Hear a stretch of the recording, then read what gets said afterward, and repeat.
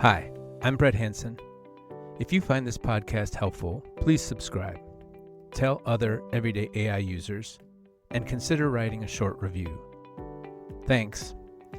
And welcome to Season 3 of AI for Everyone. Yes, I've changed things again, but it's because you, or some of you, suggested it. I will continue to work on the AI for Everyone lessons, but I'll share them only on my webpage because I need to be able to change them as AI technology changes. Then, people can explore them as they see fit. To be honest, I also felt like the Notebook LM experiment of using audio overviews as podcast episodes ventured too close into AI slop, and I don't want to share slop on this podcast. Sorry about that. Each episode of Season 3 will explore an AI issue important to everyday AI users, drawing from one or two current, reliable news sources. So today, a bit ironically, we are looking at the state of AI technology and social trust. The primary source for this episode is a Pew Research report titled "The Reluctant Revolution: Why We're Inviting AI into Our Hospitals but Barring It from Our Hearts." It really is a look at how we are living right now, instructed, documented, and analyzed by machines while feeling incredibly and increasingly invisible.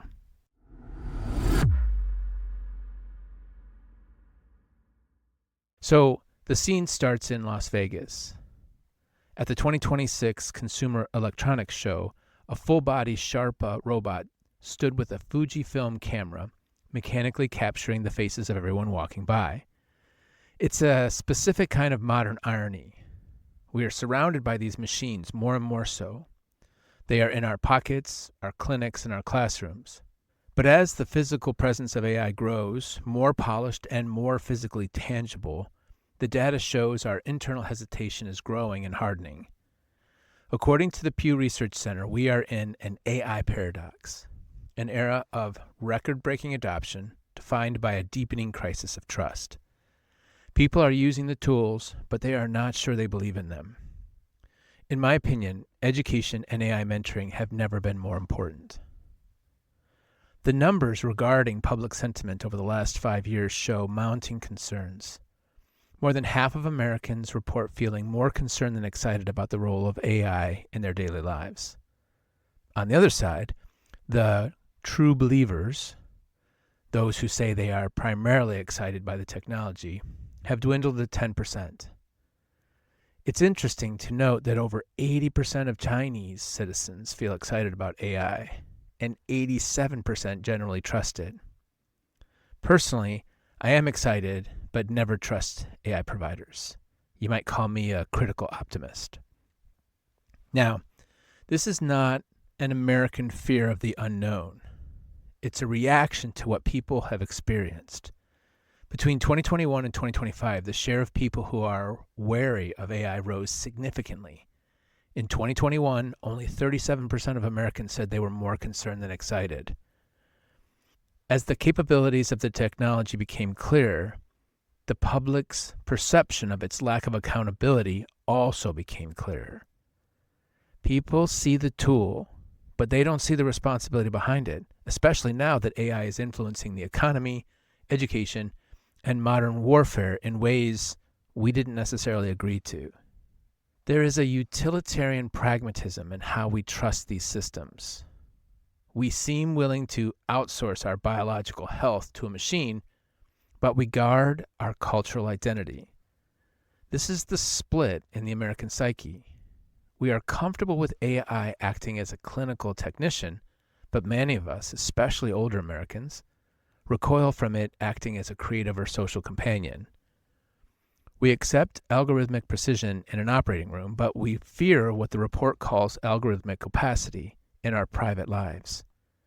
We fear that technology might degrade human intimacy or the personal atmosphere of, say, a classroom. The data on public optimism reflects this divide. 44% of people believe AI will improve medical outcomes over the next 20 years. That's the positive perspective. But only 24% see a positive impact on education, and only 23% see it helping job performance. We trust it with our bodies, but not with our work or our children's learning. As a teacher, I must say that AI tutoring and instruction done well is quite powerful, and there are all kinds of research studies that prove this. But doing it well is the key element. If we were doing public education well overall, students wouldn't need so much tutoring.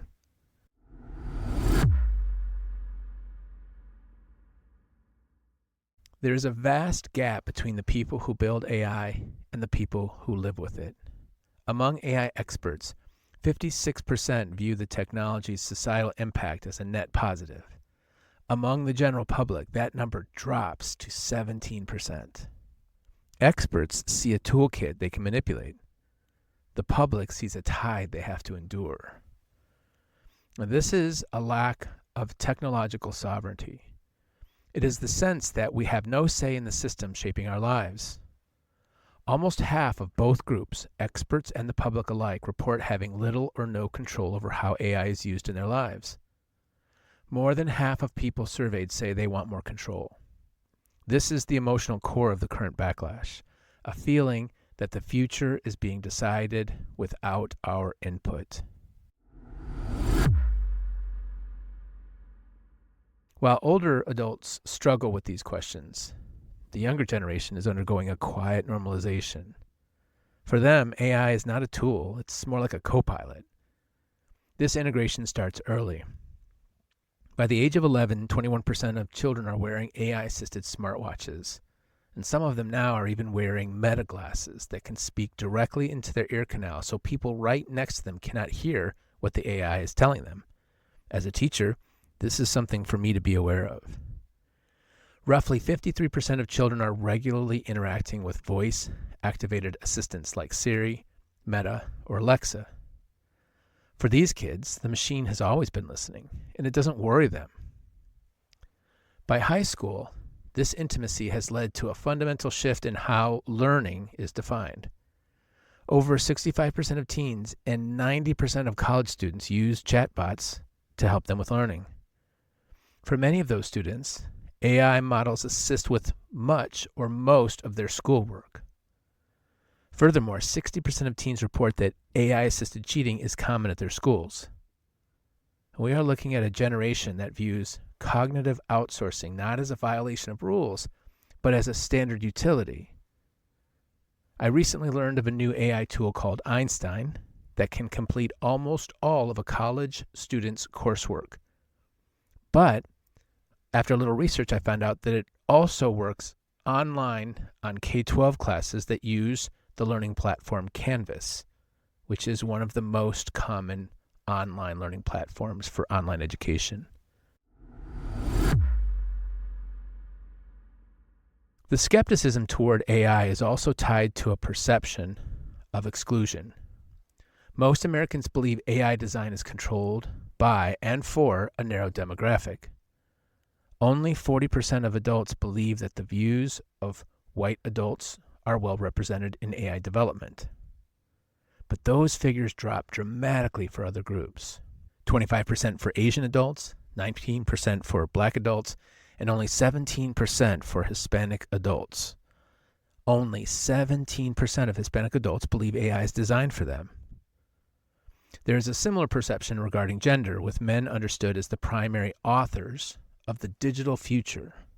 Perhaps the most telling statistic is that between 37% and 44% of Americans are unsure if these groups are represented at all. This suggests that for many, the design process is not just biased, it is entirely inaccessible.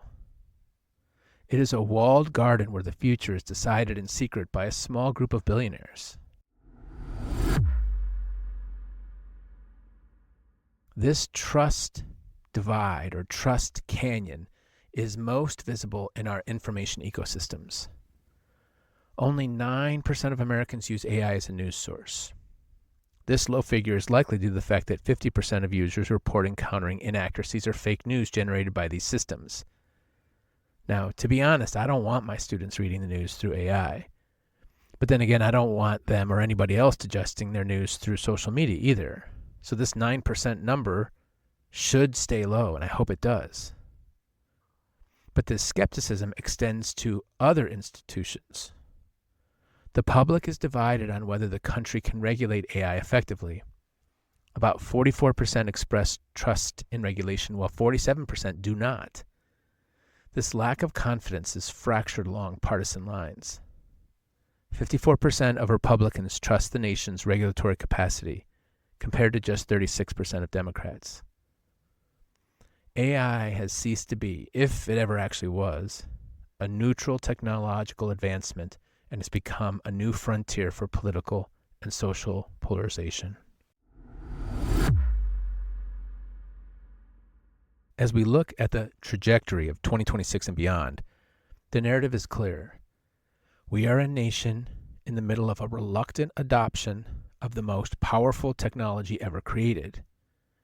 We use AI to summarize videos, analyze the weather, monitor our health, and guide agents to do work we don't want to do. But most Americans do so resistantly and distrustfully. The overarching theme of this era for many people is the erosion of agency. Everyday users are interacting with AI several times a day, yet feel less in command of their digital lives than at any previous point in history. The challenge for the future isn't just making AI more capable, it's making it more accountable and teaching ourselves to understand and control it as much as possible. If both the experts who build AI systems and the public who use AI systems feel they have lost their sense of agency, we have to ask how we can begin to reclaim control over our own technological future. I think, as almost any teacher probably does, that we should focus on teaching anyone who is willing to learn how these systems work, how we can manage them to improve our lives, and what we must do to regain and strengthen our technological agency. Otherwise, we'll have lost the future as well as the moment. Thanks for listening. Please visit HansonEducationServices.com for more information on lessons, tutoring, and other educational services.